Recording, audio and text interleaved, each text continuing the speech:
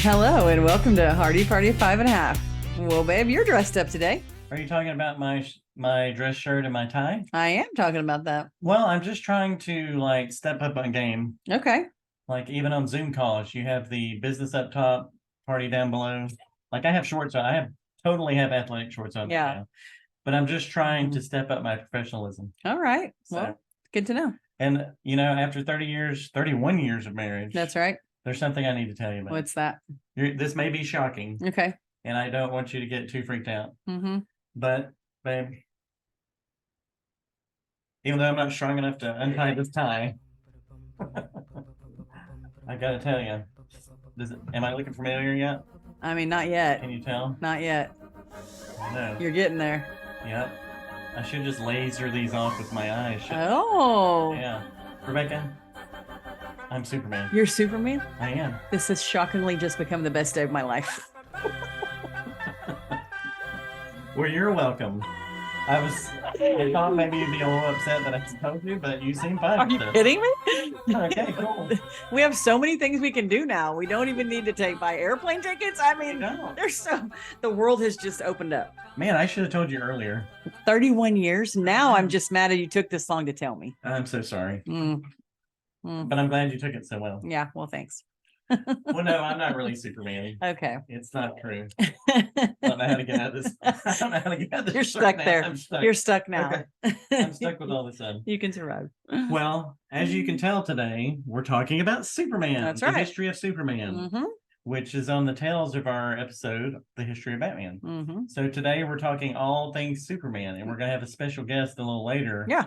Who is like an expert on the Christopher Reeve Superman movies. Yeah. So that's going to be fascinating. That's coming up. But before we get there, I have put together some history of Superman facts. Would you like to hear them? I would love them. I sure hope so, because that's why we're here today. Thank you for saying yes. We would have just turned everything off and left if you Right. said no. You can spout these facts out, and I'm just going to sit here and daydream about the fact that I'm married to Superman. Didn't you already know that? I mean, really, didn't you have a feeling? I did. I had a feeling. Yeah. I mean, it's really hard to keep that to yourself, but yeah. So the first fact I want to share with you is something that is also going to surprise you. Superman when he was first created, was a villain. What? It's a true story. The recent high school graduate Jerry Siegel self-published a story. This is back in January of 1933. Oh, wow. I remember it well. It was called The Reign of Superman. And it was a mad scientist who plucks a vagrant from a bread line and gives him telepathic capabilities. What? And this so-called Superman, intoxicated by power, kills the mad scientist and begins taking over the world with his telepathic powers. That's not even the Superman we know. But that's kind of where the idea came from, of having someone that had like the most powerful being on the planet. Yeah. But when he first thought of it, he thought of it as a super villain and not a superhero. I don't like it.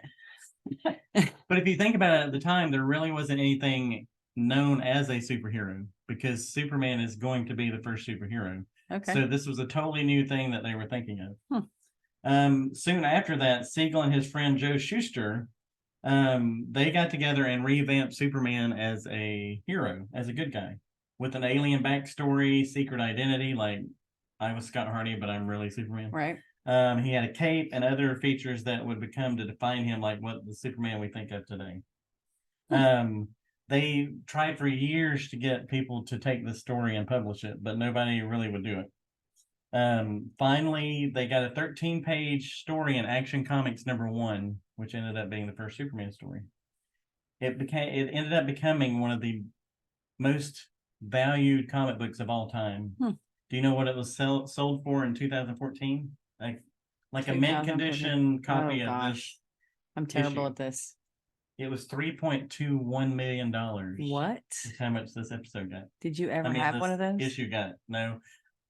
But funny thing is, my dad told me he used to have one. What? But he got rid of it like in his teen years. They didn't think it was going to be worth anything, which makes me feel bad of all the comic books I've gotten rid of. We could be living I am Yeah. clogged right now if I had to get rid of all those comic My books. goodness. I'm sorry, Rebecca.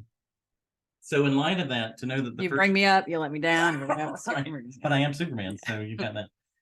So that gives us some perspective to think that Joel and his friend Joe sold the rights to Superman. Guess how much they sold him for?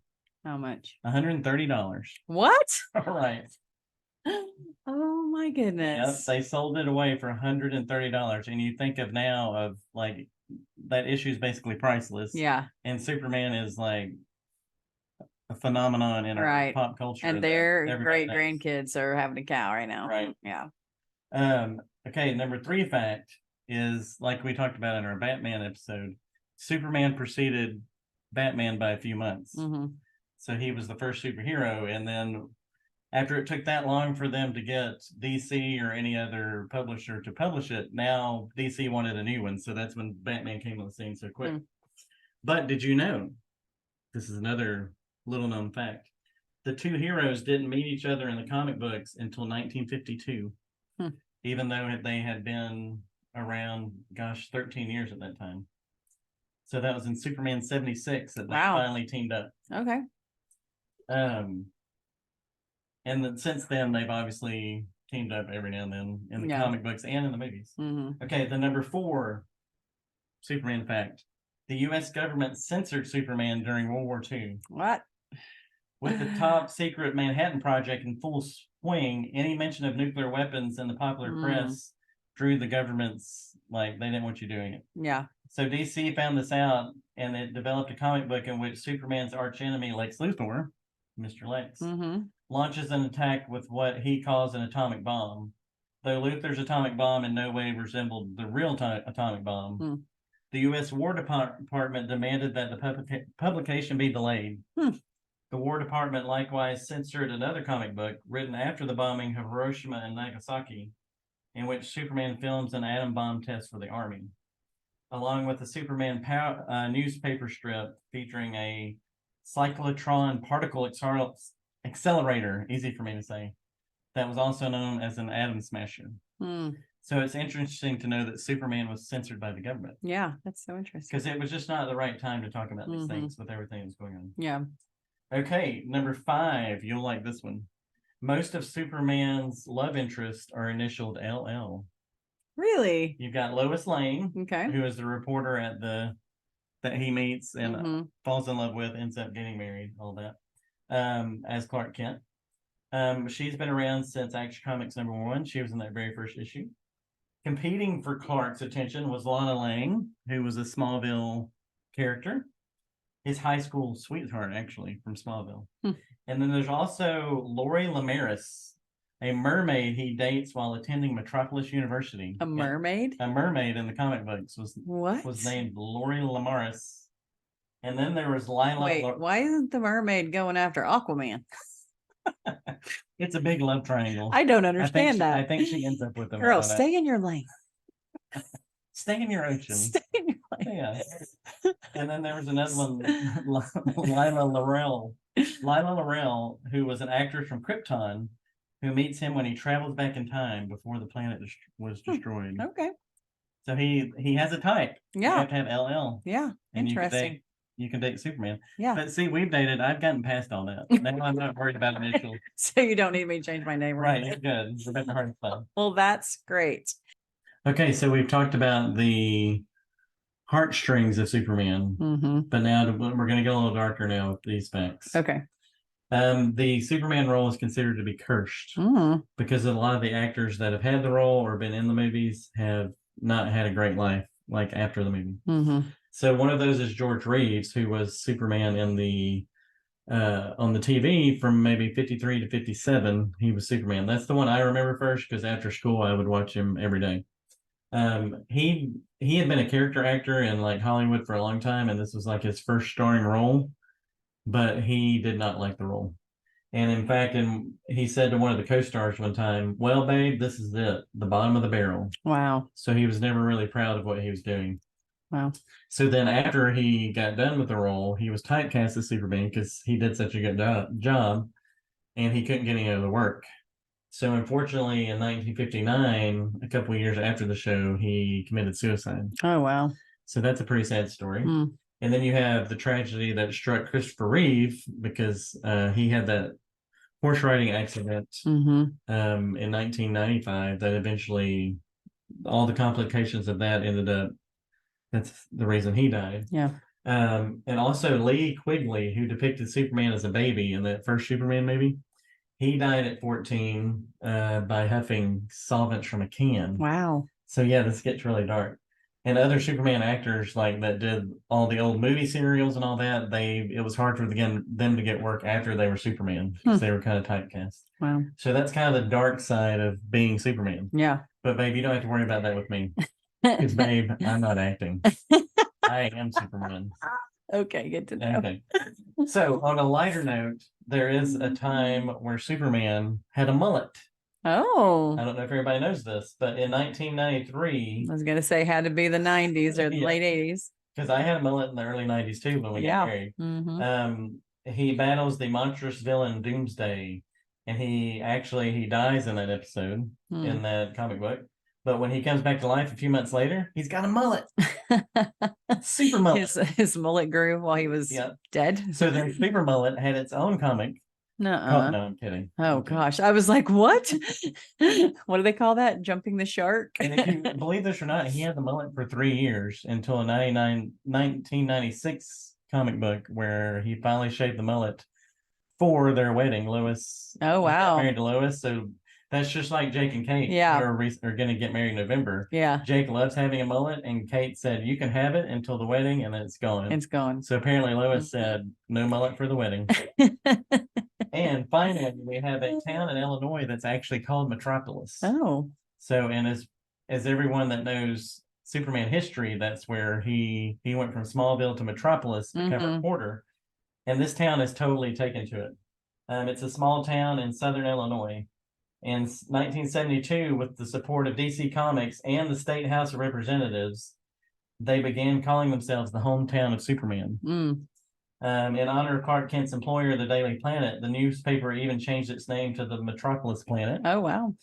Though they were going to try a Superman theme park, but that never worked out. They continue to embrace the Man of Steel. Police officers wear Superman emblems on their sleeves, and a 15-foot bronze statue stands outside the courthouse. That's kind of cool. And there's also this really cool museum that's all Superman stuff. That's in the middle of town. Wow. And every June they have a Superman festival.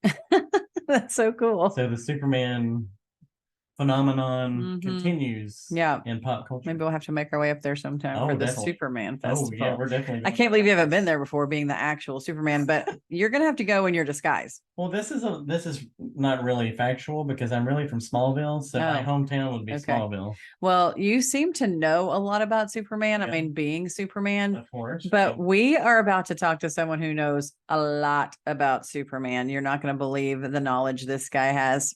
Here's Jay Towers.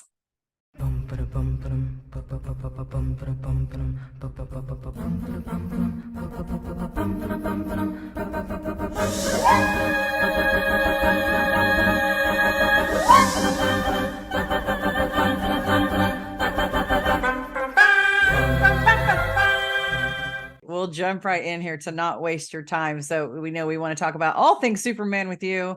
So tell us about your first encounter with Superman. What did you love the most about that? Well, I saw Superman the movie in early 1979. It came out in December of 78. My parents took me to see it. It was my earliest childhood memory. And it's often what I kind of reference back as something as a kid that made me really happy. I don't remember being much of a comic book kid, but that movie, the Christopher Reeve version of Superman, really resonated with me. And it has been kind of a part of my life from that day forward. Okay, how many times do you think you've seen that movie since then? Oh my God, I've been asked about. The math that I did was maybe over 400 times. I know, it's nuts. That's awesome, man. Oh my goodness. Have you seen any movie 400 times? I don't think I've seen any movie 400 times. I don't think I have either. Even my very favorite movies, I don't think I've seen that much. So no, go ahead. I was going to say, it becomes like it becomes like a comfort thing when you've seen something so many times. If I put something on at night and I won't be able to fall asleep because I'm like, oh, I want to see what happens with this. So I just kind of like turn it on. It's died down a little bit, but it's a comforting movie for me. All of them are. Yeah, that's what I was going to ask. From when you saw it as a kid to as you've gone through your adulthood, how has it changed for you? And I guess, like you're saying, it's just a comfort that it's just something that you can remember from your childhood, and it just brings back those good memories. Yeah, I think as you get older, and the world gets a little crazier, you try to find the things that bring you back. And as you get older, it becomes a little tougher. So with every piece of memorabilia here behind me, or with any encounter with any of the former cast members, or hearing stories, which is kind of why I do that podcast, it reconnects you. And again, it brings you back to a happy place. But I think how it's changed over the years is it really was a well done movie. Richard Donner he made us believe a man could fly, and we all kind of say that because that was kind of the phrasing of the film. But when you really look at it, and long before they could do everything in a computer, it really is a beautiful movie. Well, yeah, I was just watching it a couple of weeks ago, and I love the practical effects. Like it all works, even though, like you say, no computers, no CGI. It all works, and they had the right camera angles and everything, and how he floats into the scene. We know he's on a crane in real life, but and just wait, what? Everybody can take you through that. What? We'll take you through a making of. Okay. But it's just so cool because you think, when I was watching it, I'm going, this is 1978. Yeah, it's such a great job of making you believe that. Yeah. So just incredible, and it makes you think, man, in my heart, I wish maybe we did more practical effects, because like if you look at a Marvel movie or DC movie now, that third act is always a CGI battle between computer generated characters, basically. I think it's why people like Christopher Nolan films so much. I mean, even with Oppenheimer and how well that just did, people, he's a guy that really wants you to see a movie like that and it not be a big digital. Listen, those digital films that are done digitally are fine. I mean, those are great. I mean, that's what our kids are growing up with. But it's nice to see movies shot the old-fashioned way when you can. Yeah, absolutely. Okay, so you mentioned the podcast. Tell us about how the podcast got started and what that's all about. So back in 2016, I'd been following a website called CapeWonder.com for many years. Jim Bowers has the largest collection of behind-the-scene Superman photos, I think, over anybody in the world. The Warner Brothers still goes to him when they put a book out or do something and they need pictures. He acquired them in the late 90s, and I met him around WonderCon back in, I think, 2016. We did a Christopher Reeve, Richard Donner Superman reunion, had most of the original cast that was still alive there. We hosted a great panel, and from there we said, this is really fun. There was a big fan base. There were more stories to tell. So we thought, we both have jobs, so we can't do it like all the time. We've done over 50 episodes, and it really dives into all of the Christopher Reeve Superman films, and there's still great stories to tell. So that's kind of why we did that podcast, and still do.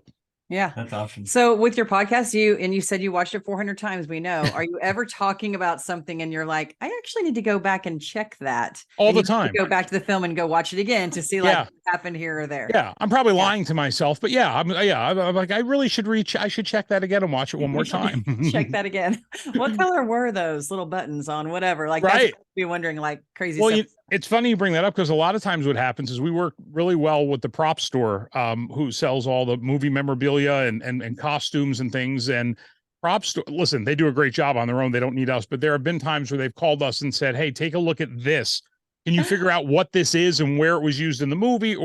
And we love to help screen match things. The Superman, right behind me here, the Superman 4 tunic there is the same one used in all the promotional photos. It's the one where he's on the balcony with Lois in Superman 4. I mean, there's little things on it that you can screen match. So it's always good to go back to a film and look at that stuff. Yeah, it's like, Where's Waldo with Superman? Right, that's right. I'm bringing this to my level, guys. Yeah. Okay, so Christopher Reeve, quintessential Batman, Superman. Most people think he is the guy. tell us, what is it about him, personality wise, performance wise, that makes him like so perfect for this role, besides that perfect curl? Yeah. Oh, that was great. I think I think and he said it in an interview I just saw recently. He said he didn't play this as a hero. He said the minute he went in and tried to be a superhero, people weren't going to buy it. And I think that's what it is. I mean, he genuinely seemed like someone out of a comic book, that someone that cared about the earth and where he lives. And I think he just portrayed the role in a great way. And I think that goes back to Richard Donner and that type of direction. But I mean, even today, it's very hard to find someone that doesn't consider that to be the Superman. And there have been great Superman since, but there's something about that one that is still, it's like Warner Brothers can't get rid of it. And I think they I won't say get rid of it, but I think they did try very hard with Man of Steel and Henry Cavill to kind of rewrite that and do it. But people continue. Why didn't they use the John Williams theme? Why didn't I mean, it's just, it's so ingrained in people's head. It's hard to do it any other way, but obviously it's been a long time. So they're going to try it again. They're gonna, Well, he did such a good job of, like, he makes Clark goofy, but he makes him endearing at the same time. It doesn't become comic. It's not like a cartoony comic the way he does it. He just makes him kind of a nice guy that's a little awkward, but not so far that it's like, oh, he's so goofy. Yeah. So Listen, I love the George Reeves Superman. I really did. I mean, I mean, the way George Reeves played Clark Kent was always great because he didn't play him like a nerd. He didn't play him goofy at all. He played him kind of like a pretty good, tough reporter who was more sarcastic and more matter of fact. And I love that version of Clark Kent. Yeah, for sure. Okay, there's another character we have to talk about that as a kid, I just couldn't get him out of my mind. And that's Terrence Stamp as General Zod. Yeah. Just like the perfect villain. So we've talked about how Christopher Reeve was the perfect Superman. Why was Terrence Stamp the perfect villain at that time? He knew exactly what that character needed to be. And he said it in interviews. He said General Zod is the bad apple. And there's not layers to him, and there's not a lot to peel back. And what he just was mean and very to the point, and that's how he played him. And when you look at it that way, you don't go, I wonder what he's thinking. Is he going to go this way or that way? I mean, the guy was just for a movie like Superman 2, not the most violent movie in the world. I mean, if you were a kid, General Zod was scary. Oh yeah, definitely. I remember that to this day of how scared of him I was. Yeah, for sure. So I'm going to talk about Gene Hackman for a second, because Lex and the villains in that first movie get a little comical. Like they're little, like Ned Beatty's really goofy and all that. Yeah. So how did you think that played? I think it played pretty well in the movie, but do you wish they'd have toned maybe some of the comic parts back, or did you think it worked well? It's hard. It's always hard for me to say, because I mean, that's the film that I remember as a kid. So listen, I meet people that, and I know it's odd, but I meet people that say, hey, when I was a little kid, Superman 4 was the first Superman movie I saw, and Nuclear Man scared the hell out of me. And listen, all those movies have their place, but it depends on where you were then, how you feel about it now. But I think, listen, we're doing an autograph signing with Gene Hackman in, I think, September. We just started promoting on Cape Wonder. Yeah, I mean, he still very much understands, again, how iconic that role was. But I thought he was a great Lex Luthor. I'm also a big Michael Rosenbaum Lex Luthor fan as well, from Smallville. Yeah. Oh yeah, for sure. And it's cool that there's different ways you can play it. So, yeah. So can you share with us any like behind the scenes moment on the Superman the movie that would help people like me appreciate this film? Yeah.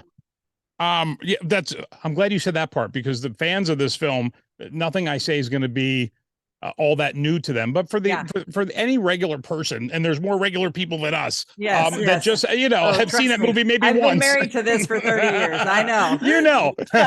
You've been married to a nerd for a long time. I've been married to a nerd for a long time. All right. Listen, the great thing about that movie is, going back to what we talked about earlier, there were scenes in that film that you could find today. I mean, the farm is in Blackie, Alberta, Canada.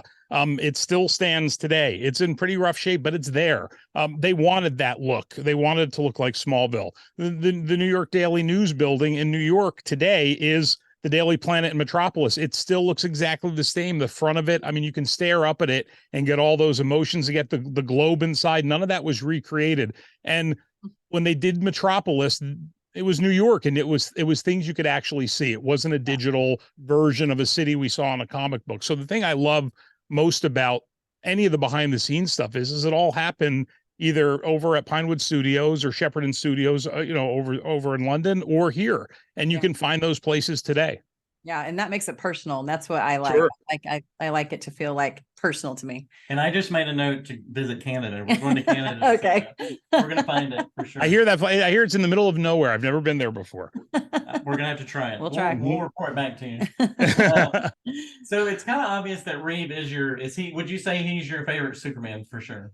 I think so. Yeah, I think, okay. for sure. But there are real purists that say he's the only Superman, and I'm not that guy. I'm a big fan, and he's my Superman. But I really respect all versions of Superman. I really do. Anything that keeps that character going, I'm happy with. Yeah. So yeah, that's what I want to get into. I'm just going to mention the actor, and you tell me what your thoughts of that Superman are. Okay. A few quick hits here. So you mentioned George Reeves. What would you say about George Reeves and how he handled it? Like I said earlier, I think George Reeves probably my favorite version of Clark Kent. Love the way he was played. And again, before Superman the movie, I mean, that was the Superman we had if we weren't reading comic books or finding a cartoon. Okay. So Dean Cain was on the TV show from 93 to 97. So what about Dean Cain? I mean, listen. Okay, why are you laughing about this? This is the one I remember the most. It just seems like it was more of a romance comedy, I think, maybe. That's exactly what it was. I never look back at that show. All due respect to it, I never look back at that show and feel like that was ever a Superman show. It was, and listen, there's a place in history for Dean Cain. He's a good guy, and we know what Terry Hatcher went on to do in Desperate Housewives. But I mean, that he's just that show to me.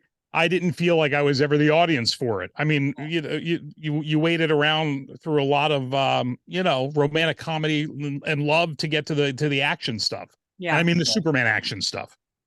Yeah, it appeared to the women more apparently. Yeah, which is fine. That's great. Yeah, Again, whatever keeps the character going. Right, Yeah, for point, sure. Sure.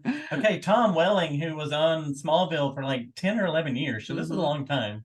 What do you think of Tom? I see Tom right behind you. There he is behind me. I listen. I love Tom Welling. Like I said, Tom Welling and Michael Rosenbaum. Those are good guys. They've been to Detroit, but I really, really loved that show. I mean, that's what early 2000s it started. I mean, that was we hadn't had anything since '87, other than we had Lois and Clark, but I love his version of Clark Kent. He played it great. It went on a pretty long time, but I think the payoff in the end was great. But I think he plays a Clark Kent that's not a nerdy guy, kind of very smart and one of my favorites. Yeah. Okay, well, and see, I think that show actually marries together what like the guys and the girls like about it. Like there was some of that, romantic comedy. Yes.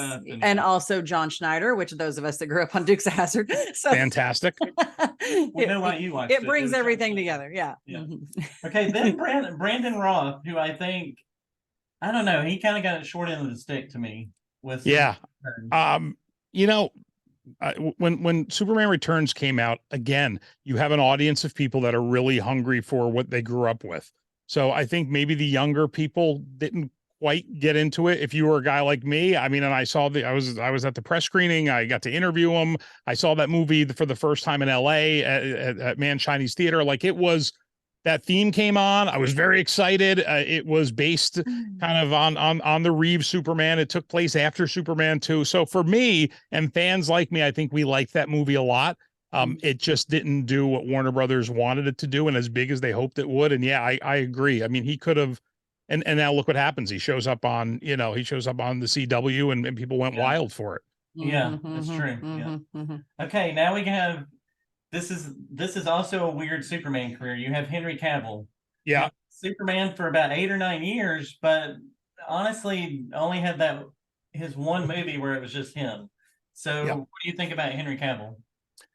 I think Man of Steel has its place. I think Henry did a great job. I was lucky enough to be in Batman v Superman, so I got to play myself in that movie. Zack Snyder came to town of all days, on a day he was scouting locations, and turn the TV on in the morning. And on that day, I just happened to be showing a version of This Office behind me on television because I anchor the news in Detroit. Yeah. And he said, put that guy in the film. He's a Superman fan. I didn't have to audition. I got to be on the set and be me for a couple of days. And it was great. And I still get an $800 check once a year. It's very nice. That's hilarious. Where can we find you in that? Where? There's a scene in Batman v Superman where Wallace Vernon Keith climbs up the Superman statue and defaces it. And then the next scene is they're in the Daily Planet and they're watching the news report on this guy that defaced the Superman statue. And it's me doing the news report. Okay. We're gonna have to watch that. Definitely. We'll check that out. So of course I love Henry Cavill and I love that version of Superman. How could I not? Of course. It's kind of like we talked with Superman Returns. I don't feel like Henry ever got a full chance to embody the character. Yeah. Then it was Batman v Superman and they didn't give him a chance to really gel in the role, I don't think. I think it could have been even greater if they'd had a chance. And I think in Justice League towards the end, we kind of got to see how Henry would have been as a lighter version of Superman. And fans were looking forward to that for sure. I think it still comes down to money. I don't think those movies made the money that they hoped they would. And, Marvel makes it tough for everybody. So, we'll see. I know James Gunn is up next here. Yeah. Okay. We're going to ask you about that. What do you think about the new movie coming up? And a question I have, if you were in that writer's room, which James Gunn has already written it, but if you were in there helping him, what would you remind him about the character that needs to be in it? I would use the word verisimilitude, which is the sign hanging up right there. That used to hang in Richard Donner's office, and Jim Bowers from our Cape Wonder podcast took that picture. But that word basically means being true to it, not treating it like it's far-fetched. I mean, that film the original Superman film was based in that world in reality. It wasn't far-fetched anybody. It was actually happening and it was true and it wasn't campy. And I think James Gunn, when he tweeted that he was watching the Richard Donner cut of Superman 2, that was a good sign. I certainly don't think he's going to try to be that movie, but I think he has the character in mind and what it means to people. And I think it's going to be a great version. I have no idea what to expect. I know they cast the new guy. I couldn't name him right now if you asked me to. So, but fans seem to be excited. So I wait patiently, and I think we got 2 years to go. Yeah, I think it's going to be good. I think it'll be good stuff. Yeah. We have one more Superman we haven't talked about, which is one I've just recently gotten into. Okay. It's Tyler Hoechlin. Oh, yeah. It took me a minute to get past the 5 o'clock shadow Superman because he's always got a 5 o'clock shadow. But I love what they're doing on Lois and Superman because now they have grown kids and they're having to deal with the family element along with him being Superman. So what do you think, Tyler? Again, another take on this on a great character that we want to keep going, and you hit the nail on the head. I mean, seeing Superman as a dad and dealing with teenagers that do what teenagers do. I think the Lois Lane in it is very great, and I think it's fantastic. I watched a lot of the first season, and then I started DVRing it, and I wasn't able to go back to it. And again, it goes back to, well, how much of a Superman fan are you? I think we're all busy, and but I will tell you, I like it. I certainly I from everything I saw, I really liked it, and I like him, and I think he is a modern version of Superman that would appeal to anybody in high school watching that. Yeah, or us. Yeah, and that's the kind of, I try to watch one a week. Like I just heard about, everybody kept telling me, you got to see this, it's really good. So I finally broke down and I'm watching maybe one a week to try to catch up. So it's pretty good. It's been pretty good so far. Pretty good. Yeah. Listen, I'll say this too. I'm really lucky that not many people can love something as a kid like we did and then go on to, I host a radio show for iHeart every day. I anchor the news on TV. I have a nonprofit. I take kids to Disney World at Christmas. I do all these things, but those things have helped me get closer to this film. Right. Working for iHeartRadio has helped me have a podcast that's heard around the world, that talks about what I love. Being on TV helped me meet Zack Snyder to put me in a Superman movie, which how could that ever happen to anybody like me?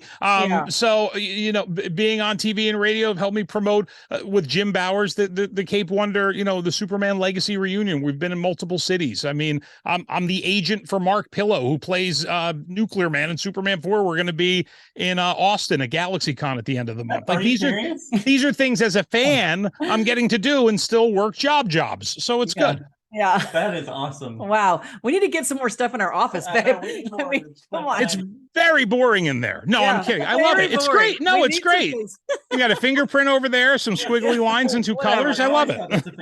I really do. Is it? I hope it is.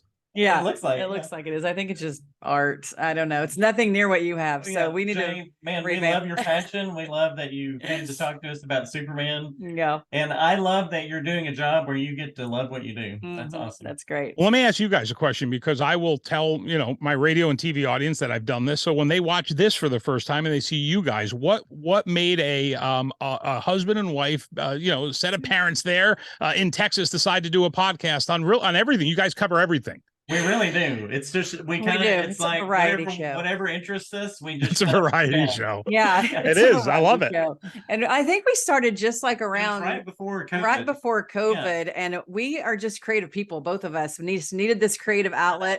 Yeah. Also, it's a way of it's the new way of getting information out and whatnot. But we also look at it as something like our footprint of like for our children and our grandchildren to come back and go, our grandparents were kind of crazy and they interviewed a lot of really cool people. And, like I don't know. We just thought if nothing else, if nobody ever listens to us, our grandkids will probably reference us at some point, great grandkids, and who knows how long it'll live. And I don't know. We just love that. So we love talking about the things that interest us and meeting new people just like you. So it's great. It's really, it's smart. And that's a great way to look at it. I mean, we talk about, sometimes people will say, hey, I do all this stuff and you do that Superman podcast. Does anybody care anymore about what Jeff East is doing now? And I'll say, I don't know, but someday in the future, when we're all gone, somebody's going to write a paper or do a documentary, and they're going to go, I wish I had something longer than just an article in the paper. And here we are. Here are these long form pieces of what's going on in the world, and they will be around forever. And I think that's all worth it. Exactly. That's so true. Yeah. You nailed it. We love that. Well, thank you for taking time with us today. Know you're a busy guy watching Superman for the 401st time. Yeah, that's right. Yeah. I will today. Yes. We need to watch Batman versus Superman. Yes, we'll get on that and find your big debut. So I love that. Thanks guys so much. Jay Towers, thank you so much for joining us. Thank you. Okay, Rebecca, as a nerd, I've always kind of been into Superman. So as someone who is a novice, a newbie to the Superman phenomenon, what are you taking away from this whole episode that we've had? What have you learned about Superman, and how does it feel to be married to Superman? I'm keeping this going for a while. Oh my goodness. Well, so I think what I really want to do now, to be honest with you, I'm sure it's out there listed somewhere, or you yourself probably know the order in which I should watch these things for them to make sense to me. Oh wow. Like they have that for Star Wars, you know, where you can go and like, this is the order in which things make sense. I would like to do that. I would like to go back and watch Superman for the second time, not the 401st time. That's a lie. I've probably seen it twice. So maybe I'm probably in the 20s on that movie, but not near 400. Oh, so I would like to go back and watch them in order to have like a more well-rounded view. I feel like, I didn't even recognize some of those Superman names y'all were talking about. So that's what I would like to know. And of course I did learn that his love interest always had the initials LL. I did not know that. So I think that's interesting. It's our age now. Until now. We're changing that moving forward. So that's probably my biggest, it made me want to go and learn a little more and go watch in order. And I totally need to see Jay. We're going to go watch that to see where we can find we're Jay. Totally going to just pause that and take a photo. Yeah, for sure. I mean, because that's how he's our guy now. Right. He's going to photobomb us on our TV. That's right. Yeah, exactly. What did you learn? I learned that it's okay to be a nerd. And that you can And that you can. Wait, you're just now learning that? Well, the coolest thing to me is Jay is essentially a nerd like me. But what he talked about at the very end there of how he has used his whole work career has revolved around his love of Superman, and things have happened in his life that have helped him like feed that passion. So I just think it's cool that you can be productive. You can be a productive member of society, and still love these corny movies that we love. Yeah. You know what I mean? Yep. It gives me hope that I can help society in some way. I think you feel justified in your life now. Yeah, that's it. Justified. Yeah. Well, we hope you guys enjoyed this Hardy Party 5.5 Superman edition, because it's quite a big deal, especially when we just found out that Scott is actually Superman. It's out there now. That's right. Hardy Party 5.5 over and out. We'll see you next time.